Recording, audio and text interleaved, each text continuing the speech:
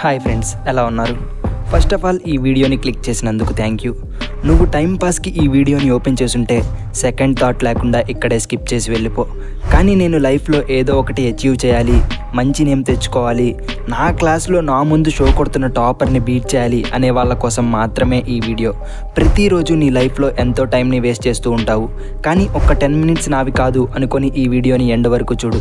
నువ్వు తప్పకుండా ప్రాఫిట్ని పొందుతావు, అది గ్యారంటీ నాది. ఈ వీడియోలో నేను ఓ సబ్జెక్ట్పై ఎలా ఫోకస్ చేయాలి, ఓ టాపిక్ని ఎలా చదవాలి, ఎలా అర్థం చేసుకోవాలి, ఏ టైంలో చదవాలి, చదివింది ఎలా గుర్తుపెట్టుకోవాలి, అలాగే మెయిన్లీ ఓ టాపర్ స్టూడెంట్ చేసేదేంటి, నార్మల్ స్టూడెంట్ చెయ్యిందేంటి, ఇలాంటి మరెన్నో ఈ వీడియోలో చూడబోతున్నాం. ఈ వీడియో మిమ్మల్ని తప్పకుండా డిసప్పాయింట్ చేయదు, మీకు తప్పకుండా యూజ్ అవుతుంది. ఇక లేట్ చేయకుండా వీడియోలోకి వెళ్ళిపోదాం. ఓ క్లాస్లో 2 స్టూడెంట్స్ ఉన్నారు.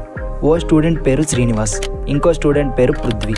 శ్రీనివాస్ అనేవాడు 1 మినిట్ కూడా వేస్ట్ చేయకుండా చదువుతూనే ఉంటాడు. అప్రాక్సిమేట్గా ఓ డేలో 10 అవర్స్ చదువుతాడు. కానీ ఈ పృథ్వీ అనేవాడు క్లాస్లో బాగా చిల్ అవుతుంటాడు. అలాగే డైలీ 2 అవర్స్ మాత్రమే చదువుతాడు. కానీ ఎగ్జామ్స్లో 2 అవర్స్ చదివిన పృథ్వీకి 98 మార్క్స్ వచ్చాయి. అలాగే 10 అవర్స్ చదివిన శ్రీనివాస్కి కూడా 98 మార్క్స్ వచ్చాయి. వీళ్ళిద్దరూ కాకుండా 1 అవర్ చదివిన సంజీవ్కి కూడా 98 మార్క్స్ వచ్చాయి. అయితే వీళ్ళ ముగ్గురికి డిఫరెన్స్ ఏంటి? నా దృష్టిలో ముగ్గురు సూపర్. ముగ్గురు నుండి మనం 3 మంచి విషయాలు నేర్చుకోవచ్చు. శ్రీనివాస్ అనేవాడు 10 అవర్స్ చదువుతున్నాడు అంటే వాడిలో ఎంత పేషెన్సీ ఉంటే అలా చదువుతాడు. అలాగే ఆ 10 అవర్స్లో ఎంత హార్డ్ వర్క్ చేస్తుంటాడు. నువ్వు టాపర్ అవ్వాలి అంటే హార్డ్ వర్క్ తప్పకుండా చేయాలి. కానీ ఈ శ్రీనివాస్ అనేవాడు 10 అవర్స్ చదివినా వీడు చేసే పెద్ద మిస్టేక్ ఏంటో తెలుసా? బట్టి కొట్టడం. వీడు చదివింది 3 to 4 డేస్ మాత్రమే గుర్తుంటుంది. ఆ తర్వాత సేమ్ క్వశ్చన్ని ఓపెన్ చేస్తే అది మరలా ఫస్ట్ టైం చదువుతున్నట్లు కొత్తగా కనపడుతుంది. వీడు బట్టి కొడుతున్నాడు కాబట్టి అంత టైం తీసుకుంటున్నాడు. అలాగే వీడు చదివిన క్వశ్చన్ మాత్రమే ఎగ్జామ్లో అటెంప్ట్ చేయగలడు. ఒకవేళ ఎగ్జామ్స్లో క్వశ్చన్ని చేంజ్ చేసి అడిగినా, ఆ క్వశ్చన్కి సిమిలర్గా అడిగినా వికెట్ డౌన్, నో ఆన్సర్. ఈ క్వశ్చన్ సార్ చెప్పలేదే లేదా మ్యామ్ చెప్పలేదే అని అనుకుంటాడు. కానీ ఆ పిచ్చోడికి ఆన్సర్ తెలుసు. ఆ ఆన్సర్ ఎక్కడ రాయాలో తెలీదు. అందుకే బట్టి కొట్టకూడదు, అర్థం చేసుకోవాలి. ఈ పృథ్వీ అలాగే సంజీవ్ ఫాలో అయ్యే స్ట్రాటజీ ఇదే, కాన్సెప్ట్ని అర్థం చేసుకోవడం. ఇలా కాన్సెప్ట్ని అర్థం చేసుకోవడం వల్ల నీకు టైం సేవ్ అవుతుంది, ఎక్కువ కాలం గుర్తుంటుంది. ఇక సంజీవ్ గాడి విషయానికి వస్తే వీడు మిస్టర్ పర్ఫెక్ట్. వీడికి తెలిసింది ఒకటి, చదువు. స్కూల్కి వెళ్తాడు, అసలు ఎవరితో మాట్లాడు, వాడు పనేదో వాడు చూసుకుంటాడు, ఇంటికి వస్తాడు. ఇక పృథ్వీగాడు వీడు 2 అవర్స్ చదువుతాడు, 98 మార్క్స్ తెచ్చుకుంటాడు.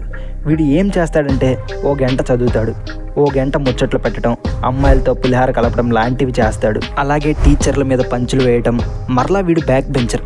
ఒక్క ముక్కలో చెప్పాలి అంటే వీడు స్కూల్ లైఫ్ని ఎంజాయ్ చేస్తూ మంచి మార్క్స్, మంచి నేమ్ని గెయిన్ చేస్తున్నాడు. ఇక నువ్వే డిసైడ్ అవ్వు, శ్రీనివాస్ సంజీవ్ లాగా ఉంటావో లేదా పృథ్వీ లాగా యూనిక్గా ఉంటావో. ఇక ఈ స్టోరీని పక్కన పెట్టేయండి. ప్రతి ఒక్కరి లైఫ్లో కామన్ ప్రాబ్లం ప్రోక్రాస్టినేషన్, అంటే పోస్ట్ పోన్ చేయడం. ఫర్ ఎగ్జాంపుల్, నువ్వు ఓ క్వశ్చన్ని చదవాలి, కానీ నువ్వు ఆ వర్క్ కంప్లీట్ చేయకుండా ఓ 5 మినిట్స్ ఆగి చేద్దాం, ఆఫ్టర్నూన్ చేద్దాం లేదా ఈవినింగ్ చేద్దాం అని పోస్ట్ పోన్ చేస్తూ ఉంటావు. మీకు ఒక ఉదాహరణ చెప్తాను. మీ మమ్మీ ప్రతిరోజు లాగానే మీ ఇంట్లో వాళ్ళ బట్టలు ఏ రోజు ఆ రోజు వాష్ చేస్తూ ఉంది. కానీ ఓ రోజు ఫుల్ ఫీవర్ రావడంతో ఓ 4 రోజుల బట్టలు అలాగే ఉండిపోయాయి. ఆ తర్వాత 5th డే అన్ని బట్టలు ఒకేసారి వాష్ చేయాలి అంటే మీ మమ్మీకి ఎంత హార్డ్గా ఉంటుందో ఆలోచించండి. సేమ్ స్టడీస్లో కూడా ఇంతే. ఏ రోజు వర్క్ ఆ రోజు కంప్లీట్ చేసుకుంటే ఎగ్జామ్స్ టైంలో స్ట్రెస్ ఉండదు. అలాగే నీకు సబ్జెక్ట్పై గ్రిప్ ఉంటుంది కాబట్టి నీ కాన్ఫిడెన్స్ నెక్స్ట్ లెవెల్లో ఉంటుంది. ఈ టిప్ ఓన్లీ స్టూడెంట్స్కి మాత్రమే కాదు. ప్రోక్రాస్టినేషన్ అనేది లైఫ్లో ప్రతి ఒక్కరూ ఫేస్ చేసే ప్రాబ్లం.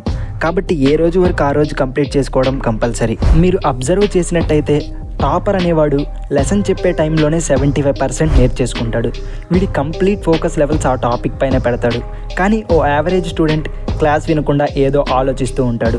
ఆ టైంలో వాడి బాడీ మాత్రమే క్లాస్లో ఉంటుంది, బ్రెయిన్ ఇంకెక్కడో పెడతాడు. కాబట్టి ప్రతి ఒక్కరికి నేను ఇచ్చే సజెషన్, టీచర్ కాన్సెప్ట్ని ఎక్స్ప్లెయిన్ చేసేటప్పుడు కంప్లీట్గా మీ ఫోకస్ మొత్తం దానిపైనే పెట్టండి. ఇప్పటి వరకు మనం 3 టిప్స్ చూసాం. బట్టి కొట్టకుండా అర్థం చేసుకోవడం, ఏ రోజు వరకు ఆ రోజు కంప్లీట్ చేయడం, మ్యాక్సిమం నాలెడ్జ్ క్లాస్లోనే గెయిన్ చేయడం. ఇంకా మరెన్నో టిప్స్ చూసే కంటే ముందు ఇంకా ఈ వీడియోని లైక్ చేయకపోతే ప్లీజ్ లైక్ చేయండి. అలాగే సబ్స్క్రైబ్ చేసుకోవడం మాత్రం మర్చిపోకండి. ఇక మన టాపిక్ని కంటిన్యూ చేద్దాం. ప్రతిరోజు మీరు స్కూల్ లేదా కాలేజ్ నుండి ఇంటికి వచ్చిన తర్వాత ఫుల్గా రిలాక్స్ అవ్వండి. అవుట్డోర్ గేమ్స్ ఆడండి లేదా ఫ్రీ ఫైర్, పబ్జీ, మీకు ఏది ఇంట్రెస్ట్ ఉంటే అది. కానీ ఇదంతా 7 లోపు కంప్లీట్ చేసి స్నానం చేసి ఫ్రెష్గా బుక్ ఓపెన్ చేయండి. అసలు ఈరోజు మీ క్లాస్లో ఏం చెప్పారో బ్రీఫ్గా ఓ ఐడియాని తెచ్చుకోండి. ప్రతి సబ్జెక్ట్ మీద నువ్వు క్లాస్ ప్రాపర్గా వింటే నీకు ఓ సబ్జెక్ట్కి 10 minutes కంటే ఎక్కువ టైం తీసుకోదు. నేను మరలా చెప్తున్నాను, నేను ఇక్కడ చదవండి అని చెప్పడం లేదు, అర్థం చేసుకొని ఓ ఐడియా తెచ్చుకోమంటున్నాను. మీకు ఫర్ ఎగ్జాంపుల్ 6 subjects ఉన్నాయి అంటే 6 × 10 60 minutes అంటే 1 hour. మీరు 7కి స్టార్ట్ చేసి 8 లోపు కంప్లీట్ చేసి బుక్స్ని క్లోజ్ చేయండి. ఒకవేళ మీకు హార్డ్గా అనిపిస్తే ఆ సబ్జెక్ట్ని స్కిప్ చేయండి. ఆ తర్వాత మీ డిన్నర్ కంప్లీట్ చేసి 9:30 to 10 లోపు నిద్రపోండి. కానీ మార్నింగ్ 6 కల్లా లెగవండి. మరలా 6:30 to 7:30 బుక్స్ ఓపెన్ చేసి మీకు లాస్ట్ నైట్ ఏదైతే హార్డ్గా అనిపించిందో ఆ టాపిక్ని ఇప్పుడు కంప్లీట్ చేయండి. ఎందుకంటే ఈ టైంలో మీరు ఫాస్ట్గా నేర్చుకోగలుగుతారు. మీరు నైట్ అంతా నిద్రపోయి ఉంటారు కాబట్టి మీ మైండ్ చాలా ఫ్రెష్గా ఉంటుంది, త్వరగా నేర్చుకోగలుగుతారు. అలాగే ప్రతి ఒక్కరూ టెక్నాలజీని యూజ్ చేసుకోండి. మీకు ఏదైనా డౌట్ వచ్చినప్పుడు యూట్యూబ్, గూగుల్, ChatGPT లాంటి వాటిని యూజ్ చేసుకోండి. ఇక్కడ మీకు ప్రతి టాపిక్ మీద క్లియర్ కట్ ఎక్స్ప్లెనేషన్తో పాటు మంచి నోట్స్ దొరుకుతుంది. మీరు క్లాస్ టైంలో ఫ్రీగా ఉన్నప్పుడు మీరు మార్నింగ్ లేదా ఎస్టర్డే నైట్ చదివిన టాపిక్స్ని మీ రఫ్ నోట్స్లో ఓసారి రాయండి. ఇలా చేయడం వల్ల మీకు ఎక్కువ కాలం గుర్తుంటుంది. అలాగే మీ ఫ్రెండ్కి కూడా ఆ టాపిక్ని ఎక్స్ప్లెయిన్ చేయండి. ఇలా చేయడం వల్ల మీ ఫ్రెండ్ ఎంతైతే ప్రాఫిట్ని పొందుతాడో అంతకి 2 times నీకు యూజ్ ఉంటుంది. ఎగ్జామ్స్ టైంలో నీకు నువ్వు ఓ షెడ్యూల్ని ప్రిపేర్ చేసుకో. షెడ్యూల్ని ప్రిపేర్ చేసుకోవడం మాత్రమే కాదు, దాన్ని తప్పకుండా ఫాలో అవ్వు. అలాగే ఏదైనా చదివేటప్పుడు మార్నింగ్ టైం చదవడానికి ఎక్కువ ప్రిఫర్ చేయి. అంతేకాకుండా చదివేటప్పుడు చిన్న చిన్న బ్రేక్స్ తీసుకుంటూ చదువు. ఇలా చేయడం వల్ల నీ బ్రెయిన్కి కొంచెం స్ట్రెస్ ఫ్రీగా ఉంటుంది. కానీ నువ్వు చదివేది మ్యాక్సిమం బ్రేక్కి ముందే చదవడానికి ట్రై చేయి. ఎందుకంటే నీకు ఫస్ట్ ఉన్న ఇంట్రెస్ట్ ఆ బ్రేక్ తర్వాత ఉండకపోవచ్చు. అంతేకాకుండా నువ్వు చదివే టైంలో కీ పాయింట్స్ అలాగే కీ డయాగ్రామ్స్ని నీ class notes back side note చేసుకో. ఇది రివిజన్ అలాగే ఎగ్జామ్ టైంలో తప్పకుండా యూజ్ అవుతుంది. 10th and 9th స్టాండర్డ్ చదివే వాళ్ళు మెయిన్లీ వాళ్ళ హ్యాండ్ రైటింగ్ మీద ఫోకస్ చేయండి. పబ్లిక్ ఎగ్జామ్స్లో మీరు రాసిన ఆన్సర్ కన్నా మీ హ్యాండ్ రైటింగ్ ఎక్కువ ఇంపాక్ట్ చూపిస్తుంది. చాలామంది ఎగ్జామ్ హాఫ్ అన్ అవర్ ముందు 1 hour ముందు ఏదో హడావిడిగా పేజీలు తిరిగేస్తూ ఉంటారు. ఆ టైంలో మీరు కొత్త క్వశ్చన్ నేర్చుకునే కన్నా ముందు చదివింది ఒకసారి రివిజన్ చేసుకోండి. అలాగే ఎగ్జామ్స్లో పేపర్ను చాలా నీట్గా ప్రజెంట్ చేయండి. మ్యాథ్స్ లాంటి సబ్జెక్ట్స్లో మీరు ప్రాక్టీస్ టైంలో లాస్ట్ ఆన్సర్స్ని గుర్తుపెట్టుకోండి. ఇలా చేయడం వల్ల ఎగ్జామ్ టైంలో ఏదైనా మిస్టేక్ చేసినప్పుడు మీకు ఆన్సర్ రాదు. అలాంటి టైంలో ఇది యూజ్ అవుతుంది.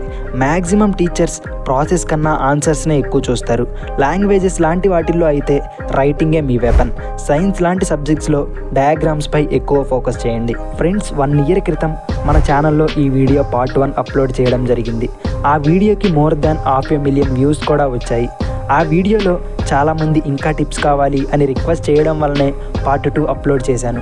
ఇప్పటికీ ఆ వీడియోని చూడకపోతే ఆ వీడియో క్రింద ఉన్న డిస్క్రిప్షన్, పైన ఐ కార్డ్స్, అలాగే ఈ వీడియో చివర ఉన్న ఎండ్ కార్డ్స్లో ఇవ్వడం జరిగింది. ఓసారి చెక్ చేయండి. అలాగే ఈ ఇన్ఫర్మేషన్ మీకు వాల్యుబుల్గా అనిపిస్తే లైక్ చేసి తప్పకుండా మన ఛానల్ని సబ్స్క్రైబ్ చేసుకోండి. ఈ వీడియోని చివరి వరకు చూసిన ప్రతి ఒక్కరికి థ్యాంక్ యూ సో మచ్.